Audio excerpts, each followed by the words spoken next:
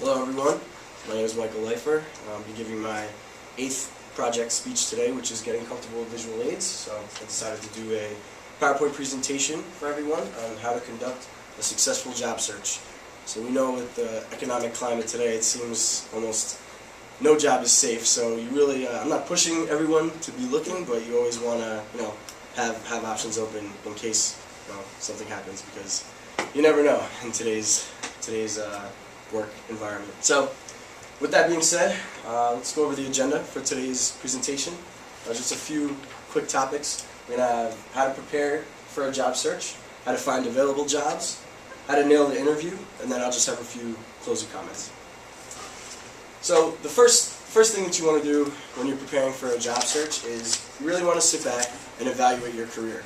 You want to take a look, take some scrap paper, write down some of your career highlights, any of your achievements, if you've passed any tests, or you certified in anything. You really want to write those things down and outline your strengths and your qualities, and not only just your specific strengths and qualities, but what really separates you from everyone else. Because these type of job searches, you're not really competing for the job. You're competing against everyone else who's applying. So you really want to put in what separates you from everyone else. So once you have your list of everything that you really feel is important for your resume, I really encourage everyone to not only create a resume, but to also create a cover letter. It's like a really nice introduction into your resume, and I know a lot of people, in today's technological environment, we're submitting resumes electronically. So when you either email it or you submit it through an employment site, when you have the body, it's tough to just paste your resume right into the body of an email. So what I like to do is, you attach your resume as an attachment to the email and put your cover letter as the body. So before they even get into your resume, it's kind of like an introduction into what they're going to be looking for. So when you're going to be creating your cover letter and resume, I suggest that you select a style, look online and see some styles that appeal to you, and make sure that they match. You want your cover letter and your resume to kind of follow the same format, so that when the recruiter or the HR representative, whoever opens it, they can tell that they're both from you and that you really put the time into it. And you really want to date and personalize the cover letter if possible.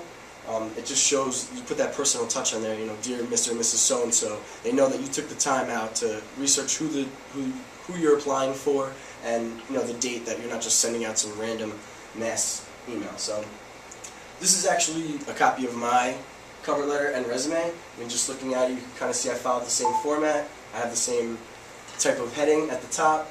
Over here I have my main points, and I actually have listed them again in brief bullets in my cover letter. So it really just gives you a short introduction as to what your resume is going to entail. And if you notice in the top left corner, I have the date, and I wrote Dear Mr. Johnson or whatever, just whoever you're really addressing it to.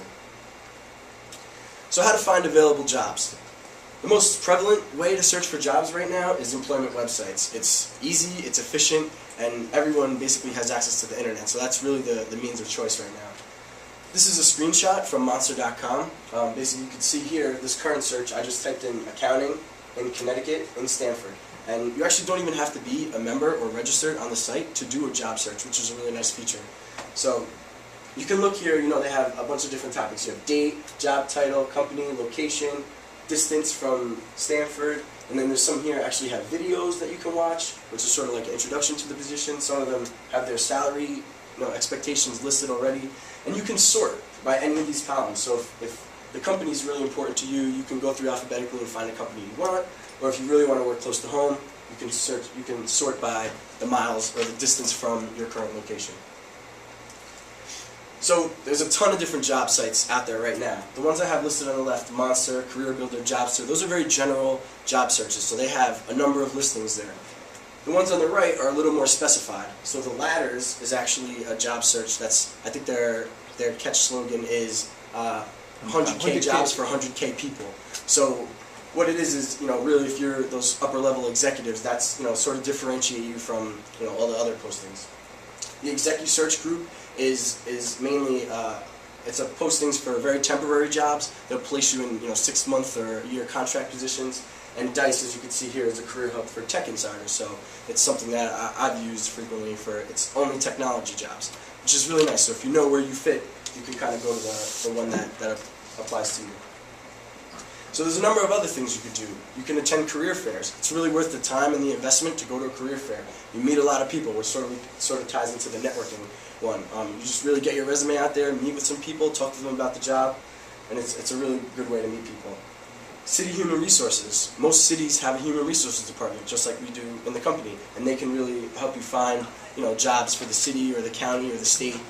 And then this is the more traditional way, which is people are kind of getting away from, but it's still very useful, is periodicals. There's still classified ads. You can look in magazines. There's a lot of postings in the newspaper. So don't just think that because we're in the electronic age that you have to stick to those means. And networking. Everyone's told me that's the most important thing to do. Is if you know someone, they can get you in, and that's great. So one of the new sites that has developed since this whole networking thing's become so important is LinkedIn. I don't know if anyone's familiar with LinkedIn. This is just a quick screenshot from my LinkedIn. So you can actually import all the email addresses from your current email, and it'll find people that you know. It has updates. So Kevin Callanan is someone that I went to high school with, and I could see what he writes on Twitter. Down here, someone wrote a recommendation for someone. And over here, people I may know. I actually do know this person, John Fasciano. He's a friend of my roommate's. So it's just a really good way to get you networked and linked in with other people. So during the interview, you really want to prepare yourself for the interview. There's a lot of job questions here on about.com. I have job questions about you, about the new job, about the future. So you really want to take your time and prepare yourself, rehearse these questions so you know what they're going to be asking you. The best part about this site, which I really like, is you notice every question has a best answer link.